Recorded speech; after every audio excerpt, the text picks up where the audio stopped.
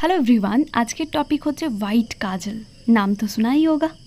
White काजल ব্যবহার করে এত সুন্দর সুন্দর বিউটিফুল স্টাইলিশ আই মেকআপ করা যায়। আমার এই প্রসঙ্গে একটা কথা মনে পড়ে গেল। রিসেন্টলি আমি হোয়াইট কাজল লাগিয়ে ইনস্টাগ্রামে একটা রিলস ভিডিও আপলোড করেছিলাম। সেখানে কথাটা কিছুটা এরকম ছিল যে লোগো কো জ্বালানে কে লিয়ে হামারা হাসনাই কাফি হ্যায়। সেখানে আমার একজন ফলোয়ার্স একটা কমেন্ট করেছে, আর ভয় দেখানোর জন্য চোখে এইসব লাগানো কাফিয়ে। ব্যাপারটা দারুণ মজার না?